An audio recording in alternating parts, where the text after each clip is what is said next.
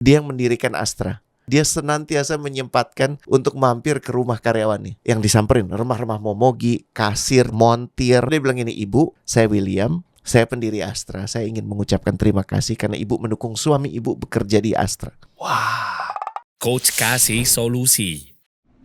Coach Rene. Kenapa gaya lo sekarang begini, Der? Ya gimana ya, abisnya gue tuh harus tampil kece depan istri. Takutnya kalau bini gue ngeliat gue biasa-biasa aja, ntar gue malah diserang sama bini gue lagi, dituduh ntar, kamu ya penggelapan uang ya, kamu pencucian uang ya. Apa sih? Loh, Kenapa lari ke situ sih, loh Der? bukan. Kalau gue tuh tampil oke di depan istri tuh jangan beri celah istri tuh buat nyari-nyari kesalahan gue. Sempet rame kemarin, salah satu direktur utama BUMN. Rame. Kenalan lo. Lo kenal baik. Bukannya Anda yang lo kenal. Oh. Lu mancing-mancing gue kena lo sama gue. Ya gue lihat ya Allah. Rame, viral. Jadi ya pokoknya teman-teman nonton aja deh. Gue jadi nggak mau pengen jadi channel gosip juga ya. Tapi intinya adalah seorang istri nggak terima, ada aliran dana, bla bla bla bla bla, ribut, rusuh. Nah, maksud gue gini, seorang laki-laki kan memang dipertaruhkan ya. Dia ini sebagai leader yang bagus apa enggak, itu pertanyaannya. Baik itu di kantor maupun di keluarga. Kalau di keluarga begitu, apakah cerminannya di kantor juga lebih parah atau begitu gitu loh minimal? Sangat. Nah ya kan? Sangat. Buktinya istrinya apa yang berani gitu ngerekam. Berarti udah parah kan, nggak mungkin ini kejadian pertama kali. Betul. Logikanya dulu deh. Betul. Di keluarga masa laki gue kenapa tiba-tiba begitu? Rekam Berarti kan memang udah capek gitu loh istrinya. Dan gini, gue malah ngelihatnya dari sudut pandang sedikit beda gitu ya. Iya. Itu kan ucapan yang lo sampaikan saat lo yakin nggak ada yang ngelihat. Iya, karena dia yakin pasti itu debatnya Karena banyak, di kamar. kalau dari yang gitu. gue simak percakapannya tuh jujur banget gitu. Baiknya tuh jujur. Ya, tapi di sisi lain jujurnya buruk sekali gitu, memberikan contoh yang sangat buruk. Tapi mohon maaf ya, ini disclaimer dulu ya. Gue juga nggak membenarkan perempuannya juga sih. Versi gue loh, lu terserah lu mau nyerang gue apa enggak. Sebenarnya kan nggak boleh juga bongkar aib suami kayak begitu. Kalau versi gue, ini kalau mau dibawa serius ya, iya nggak gitu juga. Gue ngelihatnya ada aksi ada reaksi sih. Tapi gue cuma ingin menyoroti lebih ke bentuk leadership macam apa sih yang sekarang terjadi di sekitar kita gitu. Dan gue justru pengen nanya ke lo semua gitu ya. Kalau lo dalam momen-momen kesendirian yang lo yakin gak ada yang ngawasin, kira-kira lo seberani itu gak sih gitu kan? Berani mengucapkan apapun yang menurut lo gak ada orang yang denger kok. Ini cuma antara lo sama gue aja kok, Der. Ini kan kayak kita di sini kan lo punya kesadaran lo ditonton, gue ditonton, ya kan? Sehingga kita benar-benar walaupun kita ngomong berusaha seasik mungkin, tapi kita tahu kita akan dilihat banyak orang. Iyalah. Iya kan? Iyalah. Nah, kalau itu dibawa ke setiap saat kita berinteraksi, menurut gue baik sih. Oke, paham ya? Baiknya di mana? Jadi lo merasa bahwa lo selalu ada yang memperhatikan. Kalaupun lo yakin gak ada yang memperhatikan yang namanya manusia, tapi lo yakin ada Sang Pencipta, ada Allah, ada malaikat-malaikatnya Allah juga ikut mencatatkan apa yang kita pikirkan, apa yang kita diskusikan. Gitu. Nah ini yang kerap suka miss. Apalagi kalau kita ngomongin soal kualitas leadership saat ini gitu ya. Berapa kalau gue nanya yang nonton saat ini, gue minta lo rating atasan lo deh. Berani sekali dia ya. Iya kan? Lo rating atasan lo, nggak harus lo sampaikan ke dia karena lo masih butuh penghidupan di sana gitu. tapi rating atasan lo coba 0 sampai 10 gitu. Gue pengen denger dan tolong ceritakan alasannya gimana gitu. Karena lo kebayang ya, kalau sampai pucuk pimpinannya seperti itu, turunannya itu seperti apa? Gitu. Boleh masuk ke yang ini nggak, di yang bos dan leader tuh? Coba boleh dong. Ya karena ini gue dapat nih menarik banget nih. Ternyata beda ya. Soalnya banyak orang menganggap bahwa yang namanya bos sama leader ya sama gitu, atau nggak ada yang bisa bedain. Yes. Kayak gitu kan? Yes. Leader itu ternyata beda ya? Beda banget sih, karena konsep leader itu bukan posisi, bro. Leader bukan posisi. Bukan. Jadi banyak yang bilang lo atasan atau lo jadi direktur, maka otomatis lo leader. Enggak gitu kan, kita pernah ngobrol ya. Bahasa Indonesia tuh indah banget, ada bedanya pemimpin dan pimpinan. Oke. Paham ya? Kalau Pak Direktur tuh namanya pimpinan. Dia dapat amanah itu memungkinkan dia dapat otoritas namanya direktur, Ah. dan itu dia jalankan. Itu pimpinan. Oke. Tapi kalau pemimpin itu pilihan dia. Bagaimana dia menjalankan amanah itu. Nah, jadi dalam bahasa Indonesia, pemimpin itulah leader, tapi pimpinan belum tentu leader. boleh dikasih contoh kasus nggak? Misalnya seseorang atau public figure atau Gue kasih yang menarik tokoh. deh. Coba. Nih, Misalnya kayak ya apapun itu kasusnya, mau Lu Apple kayak mau Facebook kayak. ada beberapa contoh menarik. Lo inget nggak waktu gue lihat ini kebetulan di TikTok, gara-gara lo gue juga jadi masuk TikTok gitu ya. Lo lihat yang Messi deh, Din. Messi yang Messi. nggak mau terima piala. Dia nggak terima piala ya. Lo perhatikan ya. Tuh.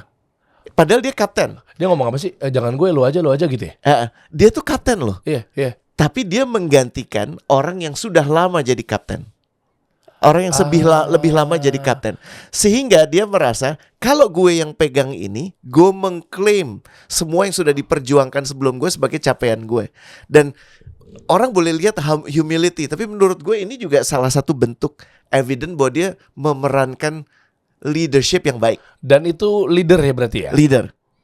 Ya, lo lihat ya. Oke. Jadi dia kan gini, ini hak gue. Berhak nggak dia ngangkat piala? Berhak. Ya, berhak lah. Lawang yang namanya apa? Kapten. Armbandnya itu ada di dia. Iya. Dia yang kapten kok. Senyata-nyatanya itu. Tapi dia memilih untuk tidak exercise opsi dia sebagai pimpinan, dan dia memilih menjadi pemimpin. Contoh berikut ya. Bedanya Next itu. bro, yang Ya. Pak William Surajaya, ya. Nah, orang ini namanya Pak William Surajaya, sudah wafat. Ya. Dia yang mendirikan Astra. Oke. Astra akhirnya lepas dari dia, itu cerita episode lain Itu lagi. beda lagi lah. Tapi yang Oke. menarik adalah saat dia menjadi direktur Astra, dia senantiasa menyempatkan untuk mampir ke rumah karyawannya. Bukan cuma direktur ya, bukan cuma general manager ya, bukan cuma manager. Yang disamperin. Yang disamperin rumah-rumah momogi, kasir, zaman itu masih ada kasir, montir, ya kan? Astra kan banyak di lingkup permobilan ya. Bahkan satpam. Itu pas Bahkan lagi arah balik atau intern. gimana sih? Bisa jadi, tapi yang kita lihat adalah dia datang, dia berkomitmen setiap pekan 2-3 kali mampir ke rumah karyawan-karyawannya. Cuman bilang apa? Misalnya dia ke rumah lo, dia ketemu istri lo, dia bilang ini, "Ibu, saya William, saya pendiri Astra. Saya ingin mengucapkan terima kasih karena ibu mendukung suami ibu bekerja di Astra." Wah, pecah bos. Bro, itu dilakukan bukan cuma 2-3 kali ya, 30 tahun lebih. Boleh tahu nggak maksud dan tujuan? Meskipun ini kita nggak boleh suudzon ya. Kan mungkin kan ada sebagian orang berpikir bahwa kayak Allah bisa aja gitu kan. Biar nggak ada peluang buat si karyawan mintanya gaji misalnya gara-gara udah sebegitunya diapresiasi gitu lah. Bisa, tapi pertanyaan gini, kalau lo hanya untuk memastikan orang nggak komplain soal gaji, Ya itu. kenapa lo ngelakuin selama 30 tahun? Maksud gue gini, ada konsistensi ini merespon semua keraguan itu. Bahwa kita boleh punya argumen, wah ini pinter banget, ini cara dia untuk bisa mendapatkan dukungan karyawannya. Tapi di sisi lain yang lo perlu lihat adalah pilihan dia untuk jadi pemimpin. Pilihan dia untuk peduli dengan orang-orang yang bekerja dengan dia. Oke, dan kalau masalah leveling tuh levelnya tuh ada pemimpin sama pimpinan. Iya. Kita ngomong plus minus dulu deh. Yang banyak plusnya mana? Orang menjadi pimpinan itu buruk nggak? Enggak juga kan? Enggak. Nih gue malah harus coba lo Ya lihat kayak ini misalnya nih. dia nggak tahu apa-apa tiba-tiba diutus gimana sama Yang good to great. ini diutus sama menteri misalnya, dia harus ngisi posisi di BUMN mana misalnya. Itu peran lo dapat kesempatan untuk jadi pimpinan. Tapi pada saat lo mengambil posisi itu, pilihan lo untuk hanya jadi pimpinan atau lo menjelma jadi pemimpin.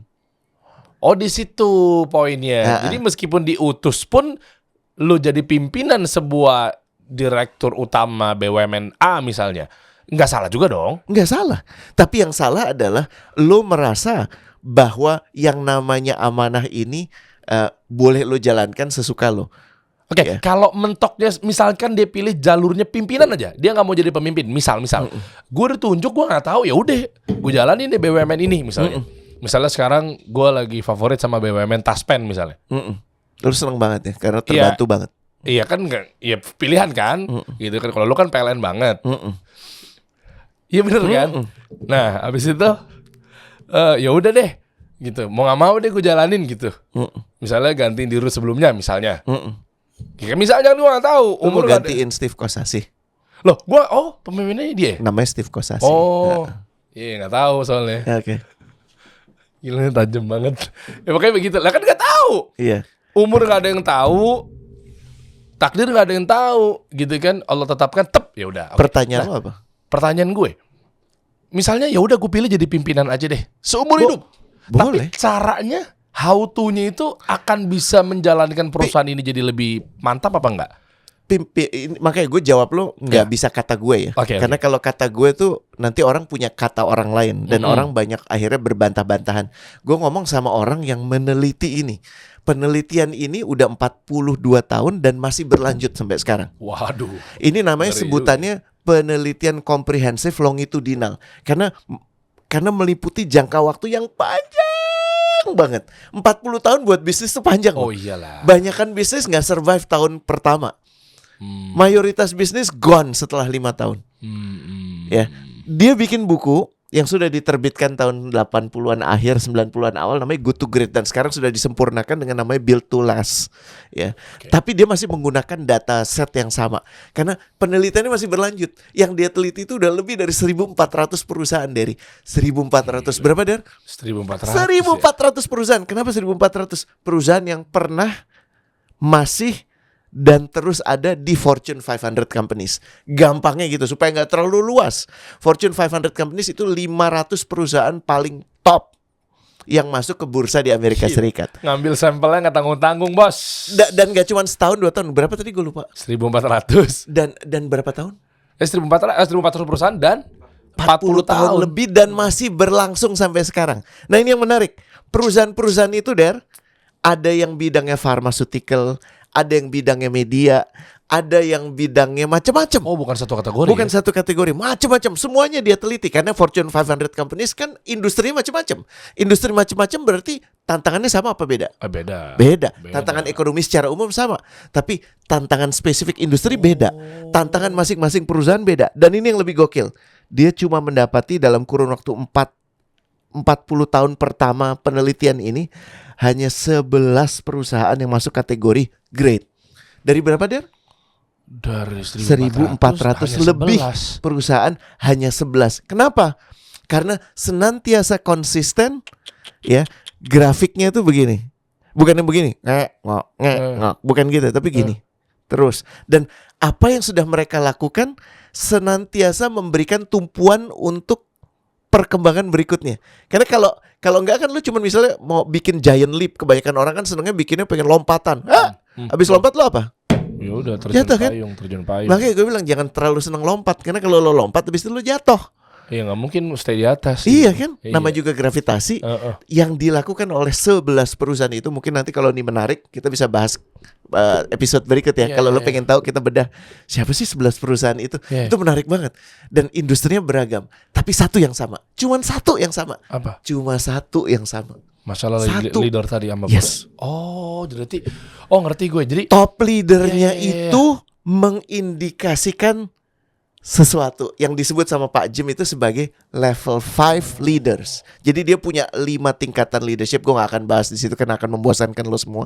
Tapi yang disebut sebagai leader atau pimpinan yang kayak lo tadi bilang, kalau gue cuma pengen jadi pimpinan gimana?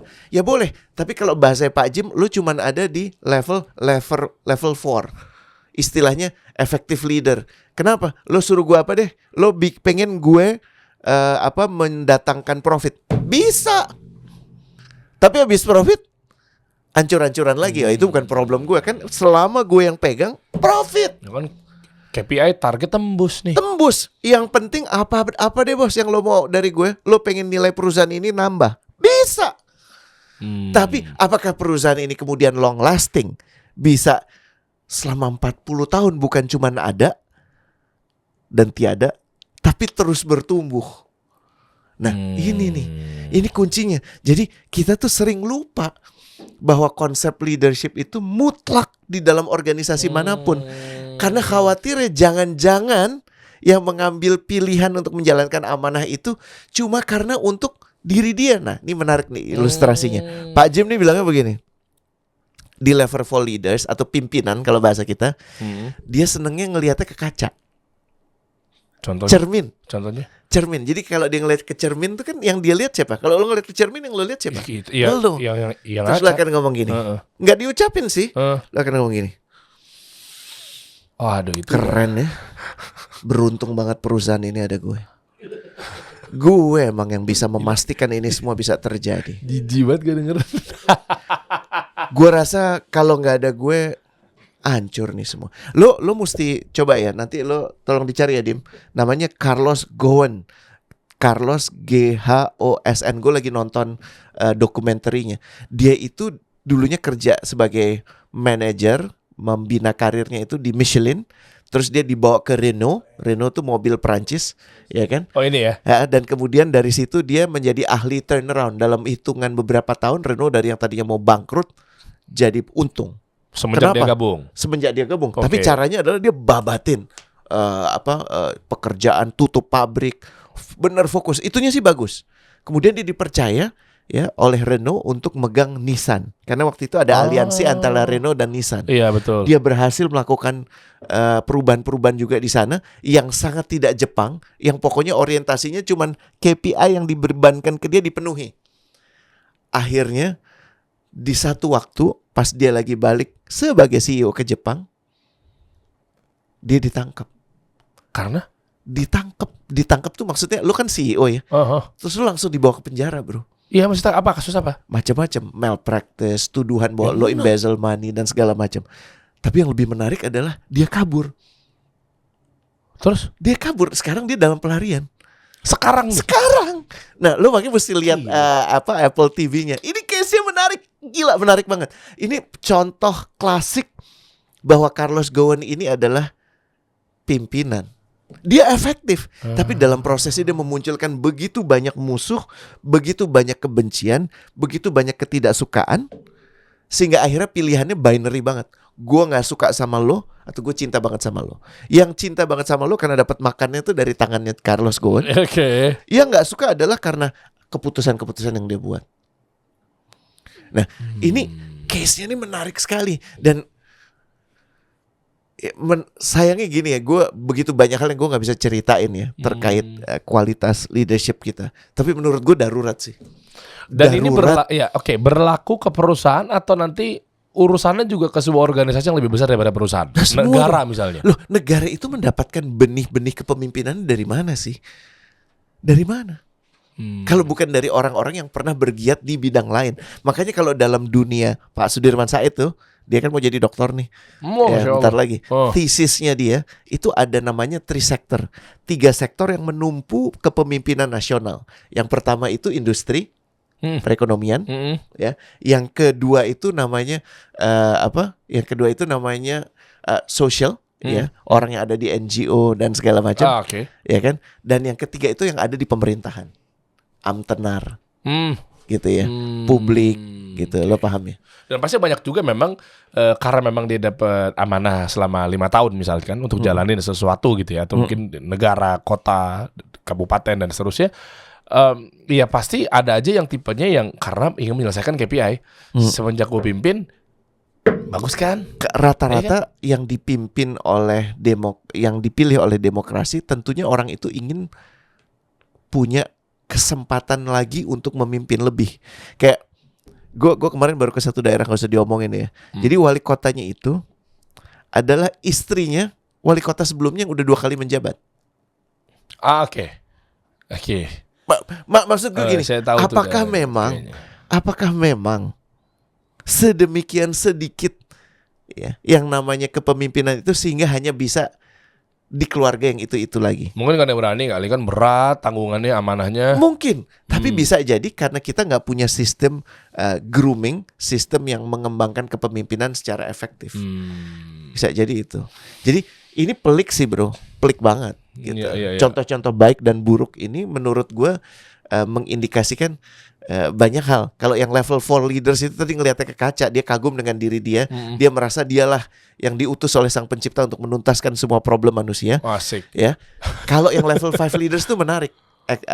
Pak Jim Collins, buku yang tadi bro ditunjukin lagi. Itu bilangnya tau nggak apa? dia ngeliatnya ke jendela. Kalau yang tadi lihatnya kemana? Cermin ya. Ke cermin, oke. Kalau ini ngeliatnya ke jendela. Nggak ngeliat dia dong. Nggak ngeliat dia. Jadi yang Iyalah. dia lihat tau nggak apa? Apa? Ya samar-samar. Kan kalau lo ngeliat ke jendela kan kadang-kadang ada refleksi lo. Ada. Tapi lo lebih fokus ngeliat apa yang di luar jendela. Dia akan bilang ini, apalagi yang dibutuhin dia ya supaya dia kerja lebih baik.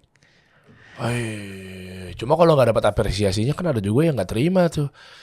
Masa bukan gue sih yang disangkanya bahwa perusahaan ini lebih maju? Jadi gitu kan? Karakteristik orang-orang yang ada di level 5 leaders itu emang jarang, makanya hanya 11.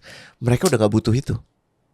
Mungkin bahasa kita sebagai sebagai muslim, yang mereka butuh ridho dari Allah, bukan ridho manusia. Nah itu tergantung umurnya nggak sih? Gue nggak tahu ini objektif apa subjektif ya. Maksudnya kayak gitu kan kayak yang udah level-level meaningful, udah tua, udah nggak butuh pengakuan lagi. Tapi kalau masih menggebu-gebu yang CEO-nya umur 32 tahun, 31 tahun, 28 tahun, Gue nggak punya datanya soal ini, tapi gue harus mengatakan bahwa pengaruh. iya kan? Tapi yang lebih berpengaruh adalah pola didik, pola asuh dia yang membawa dia sampai ke titik itu.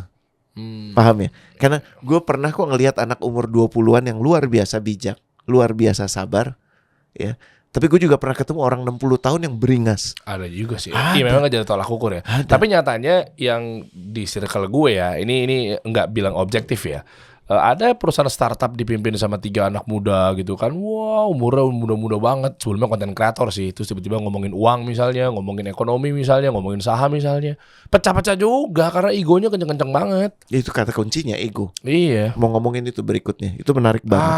Iya Itu. kan? Karena kegagalan orang-orang saat mengelola perusahaan-perusahaan atau organisasi adalah perasaan bahwa ini semua karena gue yang berhasil memunculkan ini. Ingat ya, kita kan diajarin ya, manusia inilah makhluk manusia. Setiap kali dia diberi kelegaan, ya kemudian dia akan ngomong apa? Ini karena usaha gue, ini karena kemampuan gue, ini karena network gue, ya kan? Iya. Iya kan? Ini Iya. karena keberuntungan gue beruntung aja, I'm lucky bro. Asik. Iya kan?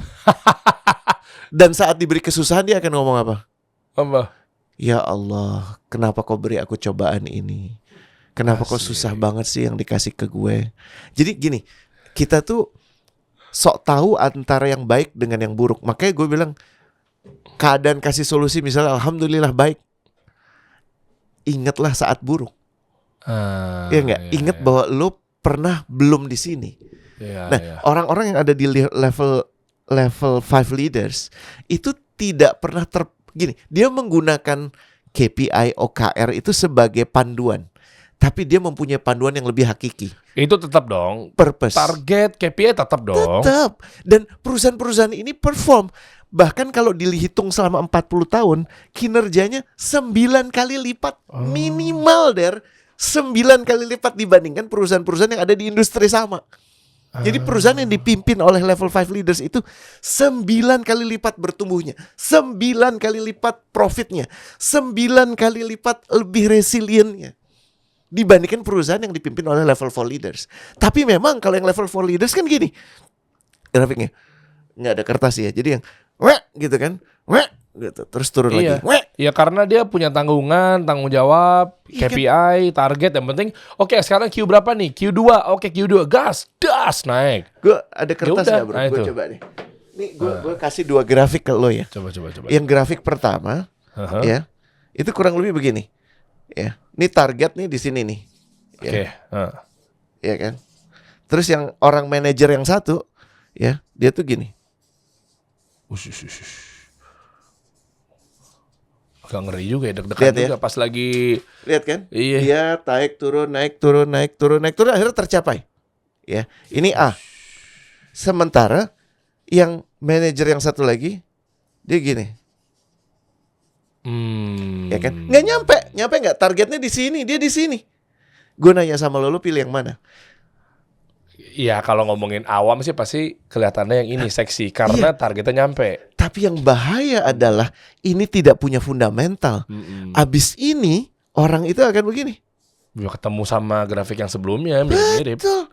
Kenapa? Karena dia menafikan satu hal yang paling esensial, yaitu proses. Dan dalam proses itu lo hanya bisa mengambil satu peran. Yang lain perlu ambil peran. Jadi kalau dikasih solusi, yang tumbuh itu cuman Renat, yang tumbuh itu cuma dairy, tapi yang lain nggak tumbuh, Wrong. you are going to have a problem. Oh, you already have a problem tapi lu belum tahu. Paling penting dalam organisasi yang tumbuh itu semua satpamnya tumbuh. Semua tumbuh. Oke. Kenapa? Karena lu tuh lagi membangun fondasi, bro. Dan bangun fondasi kelihatan gak sih? Ya, Enggak, kelihatan, fondasi kan di bawah tanah. Di bawah. Iya kan? Tapi kalau nggak ada fondasi, bangunan setinggi apapun cuman bertahan berapa lama sih? Betul. Nah, orang-orang yang ada di level 5 leaders itu paham banget proses ini. Yang lo tundukkan nomor satu adalah ego lo. Oke. Dan itu yang paling susah. Pertempuran paling besar tuh itu. Karena selalu aja di dalam diri lo ada yang mengatakan gini, keren banget sih lo gue. Der, kemampuan lo milih kata-kata luar biasa. Jadi lo jatuh cinta Sama. sama lo. Akhirnya lo merasa, lo akhirnya muncul keheranan. Maka indikasi penyakit hati itu kan keheranan yang muncul seperti, kok dia nggak patuh ya sama gue? Itu bentuk penyakit hati ya. Satu, kenapa dia nggak patuh sama gue? Kenapa dia nggak dengerin gue? Itu udah mulai penyakit hati itu. Sampai yang kemudian yang lebih kentara adalah, kok dia sih bukan gue? Ya. Paham ya? Ya. Nah, hati-hati kalau lo di diri lo itu yang ada adalah benih-benih itu. Karena itu yang nanti akan bertambah menjadi ego. Harusnya. Kan gini. Apakah lo sukses karena kerja keras lo, Der? Apakah orang yang paling sukses di dunia siapa sih? Elon Musk, Warren Buffett. Itu karena kerja mereka. Ya, sebagian kecil. Tapi kan gini, orang yang lebih keras kerjanya banyak nggak? Oh, banyak. Banyak. Kenapa mereka nggak kemana-mana? Ya maaf ya, kalau memang ternyata tolak ukurnya adalah yang paling keras, harusnya kuli bangunan Ayo. yang sukses gitu kan. Ayo go. Dapat triliunan misalnya. Ayo go. Tapi lagi-lagi ini konsep yang bisa jadi nggak populer karena yang penting kan sekarang cuan gue berapa, ya kan? Di tabungan gue ada berapa? Gue dilihatnya bagaimana? Nah, kalau bisa sih, ya coba pikir ulang. Karena semua itu kan bisa jadi yang lo penting-pentingin, Nah iya. gitu kan? Belum tentu benar-benar penting. Betul. Gue kalau dari sisi mewakili orang brand misalnya ya, kelihatan juga nih mirip-mirip nih. Kan tadi ngomongin perusahaan yang tumbang apa segala macam kan. Kalau brand fundamental yang nggak kuat, itu ya bisa jadi kayak begini nih grafiknya nih. Ya kan dia hidup Karena karena tinggal- suntikan dana doang Iya, misalnya. dijeglukin Iya. duit aja. Jebret, wah udah habis nih. Waduh, perjalanan gue masih panjang nih. Iya kan, kalau istilah sekarang runway gue tinggal dikit lagi nih. Ayo dong fundraising lagi dong, suntik lagi. Tapi duit yang dipakai tuh jadi kayak kehambur-hambur nggak jelas gitu. Banyak. Gitu kan banyak banget tuh. Banyak. Bahkan dalam kalau perusahaan kan memang punya objektif mencapai keuntungan ya. Tapi ini yang menarik pada saat kita bicara sektor publik kan. Sektor-sektor yang harusnya memunculkan kemaslahatan. Ya kan? Nah, itu jadi lebih menarik lagi karena kenapa? Obrolan tentang cuan akhirnya lebih dominan. Nah, ini yang gue pengen sih buat yang dengerin kita kali ini. Coba dong kasih cerita juga ya. Leadership yang keren tuh siapa? Siapa tahu nanti kita bisa ajak ke sini, undang ke sini. Oh, ya kan? gini aja Yang tes aja selama kita ngobrol teman-teman udah tahu dulu belum nih? Kan kita sambil kayak ngerjain PR di rumah lah biar tempat apa ya biar dapat tetap nginget-nginget terus pendalalan materi di rumah apa segala macam. Jangan-jangan belum tahu kita ngobrol ini leader sama bos aja mungkin masih nggak sama bisa bedain. nih. Nah, Atasan coba yang aja. sekarang itu leader atau bos. Ah. Gue pengen tutup dengan obrolan kita dengan yang tadi Pak Tim McKay ya. Ini Coba. menarik. Mana dia? Bagaimana leader yang istimewa itu memunculkan tim yang istimewa. Oke. Pak Tim yang satu lagi. Ya, Ini. beliau ini wafat waktu itu kena bom di Marriott 2 ya. Beliau itu CEO-nya perusahaan yang pernah ada dulu namanya Holcim. Sekarang udah jadi perusahaan semen yang lain. Iya, gitu kan. iya, Yang iya. menarik adalah begini. Saking istimewanya beliau dalam mengembangkan anak buahnya, sedemikian rupa kepercayaan kepada dia. Waktu dia bikin challenge, dia memberikan challenge. Kasih dong solusi yang dibutuhkan perusahaan ini. Menarik ya. Oke. Salah satu respon yang diterima dan akhirnya menang di tahun itu di challenge tahun itu, innovation challenge tahun itu, tahu nggak? Bahasanya simple sekali. Pak, saya menemukan cara untuk membuat apa yang saya kerjakan saat ini jadi nggak diperlukan lagi. Menarik ya.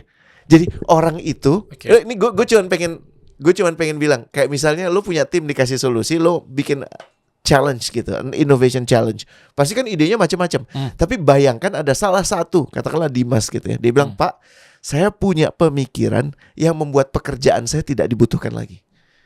Oh, silakan Anda langsung keluar saja. Nah, itu kan. Kalau saya kan langsung begitu. Orientasinya kan habis itu kan itu ya. Karena udah gak dibutuhin lagi. Tapi yang menarik adalah begini.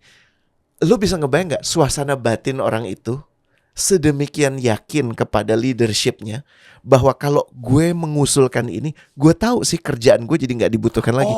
Tapi ada peluang bisa mengerjakan yang lain. Dan apapun yang gue sampaikan, niatan gue adalah untuk kebaikan organisasi. Dan gue tahu leader-leader gue tuh ngelihat itu. Bukan cuma ngelihat gue ada kerjaan atau enggak. Menarik ya? Nah, jadi kan tadi gue tanya, lo tolong rating atasan lo. Ya kan? Tapi sekarang kalau gue balik, gue minta atasan lo ngerating lo gimana?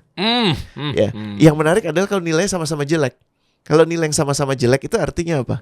Nggak ada trust. Sehingga lo nggak usah ngomong yang namanya inovasi, lo nggak usah ngomong yang namanya kreativitas, nggak akan terjadi. Ya udah, semua mengandalkan dari lo. Iya, kita bagi dua aja. Yang bawahan, coba komen nilai atasan lo kayak gimana dan kenapa begitu. Dan yang sekarang lagi nonton kan pasti kan banyak bos-bos juga nih. Nah, komen juga nih, misalnya rata-rata kita main average aja lah. Pegawai gue tuh rata-rata segini loh. Atau sebut kenapa juga gitu pastikan. Kawin apa enggak tuh? Nah, kalau si nilai sama-sama tinggi, kejadian yang dibangun oleh Pak Tim, bahwa sedemikian percayanya sehingga orang yang nggak pernah interaksi langsung sama dia ngerasa perusahaan ini ngurusin gue. Dan kalau gue mengeluarkan ide yang membuat pekerjaan gue jadi nggak ada, gue tetap akan diurus. Selayaknya kategori produk atau industri ini ya, sekokoh semennya berarti perusahaannya. Keren. Iya kan, jadi nggak perlu lagi kan bicara soal harus ada uang keluar dari seseorang, terus harus diterima oleh seseorang, itu udah nggak perlu lagi. Ya, bismillah. Semoga kawan-kawan yang sedang tidak lurus dibantu oleh Allah untuk diluruskan. Iya. Udah berapa lama coach kenal sama beliau? Gitu dah. Sempat ikutin nyuci uangnya juga. Coach kasih solusi.